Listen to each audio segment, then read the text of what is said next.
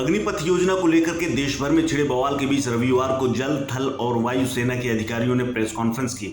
इस दौरान उन्होंने बताया कि 4 साल बाद अग्निवीर क्या कर सकते हैं। लेफ्टिनेंट जनरल अनिल पुरी ने बताया कि देश की सेवा में बलिदान देने वाले अग्निवीरों को 1 करोड़ रुपए का मुआवजा मिलेगा।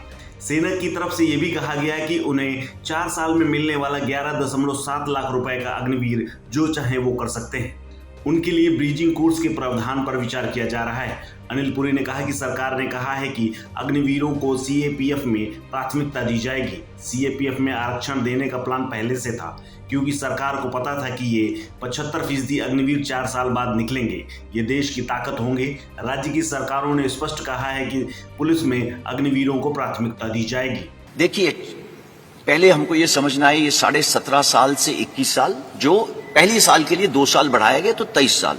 ये निकलेगा कौन सी उम्र में? इसकी कम से कम उम्र होगी 21 साल, ज्यादा से ज्यादा 25 साल। आप में से बताइए कि 27 साल या 25 साल की उम्र में कितनों को जॉब्स लग गई थी? आपको इसका आंसर देने की जरूरत नहीं है, बट आपको मालूम है कि 25 साल के अंदर आपकी जॉब कहां थी, कहां नहीं थी। कमिंग बैक, आप 10वीं क्लास पास हैं जब आप हमारे साथ आए। 70% से लेके 60% तक 10वीं क्लास पास हो गए। क्या प्रावधान करा गया है कि आपको 12वीं क्लास सर्टिफिकेट दिया जाएगा।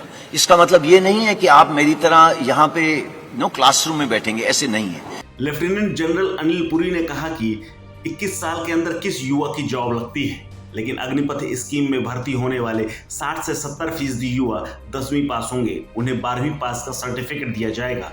आज की तुलना में अग्निवीरों को ज्यादा अलाउंस दिए जा रहे हैं। इस प्रेस कॉन्फ्रेंस में उनके साथ एयर मार्शल एसके झा भी मौजूद थे। उन्होंने कहा कि 1989 से ही रिफॉर्म पर काम चल रहा है कि इंडियन एयरफोर्स भारतीय वायुसेना में अग्निवीर बैच 1 of 22 के रजिस्ट्रेशन की प्रक्रिया 24 जून से शुरू हो जाएगी।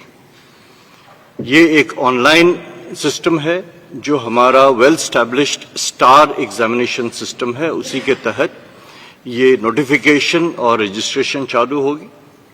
इसके ठीक 1 महीने बाद 24 जुलाई से जो फेज 1 ऑनलाइन एग्जामिनेशन है उसकी प्रक्रिया शुरू हो जाएगी और दिसंबर के अंत तक हम पहले बैच अग्निवीर को एनरोल कर लेंगे और 30 दिसंबर से पहले बैच की ट्रेनिंग शुरू हो जाएगी। नौसेना के वाइस एडमिरल डीके त्रिपाठी ने कहा कि नौसेना में हम महिला अग्निवीरों को भी ले रहे हैं।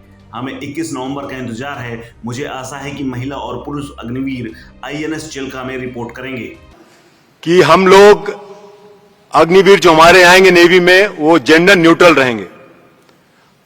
तो विमेन अग्निवीर भी हम लोग ले रहे हैं और उसके लिए अपनी जो हमारी ट्रेनिंग करिकुलम है, जो इंफ्रास्ट्रक्चर जो भी मॉडिफिकेशन करना है, वो काम ऑलरेडी शुरू हो चुका है। तो मैं 21 नवंबर का वेट करता हूं और मुझे आशा है कि both male and female Agniveers will report at INS Chilka. दरअसल प्रदर्शनकारियों ने 4 साल की संविदा सेना भर्ती योजना को लेकर नौकरी की सुरक्षा और पेंशन को लेकर चिंता जताई थी। वहीं सरकार की तरफ से कई घोषणाएं की गई, जिनमें अग्निवीरों को सेना में उनके 4 साल के कार्यकाल के अंत में केंद्रीय सशस्त्र पुलिस बलों और असम राइफल्स में शामिल किया जाने का प्रावधान है। इसी को लेकर सेना के प्रमुख अधिकारियों ने इसके बारे में जानकारी दी है। इस खबर में फिलहाल इतना ही। अपडेट्स के लिए बने रहिए वन इंडिया हिंदी के साथ।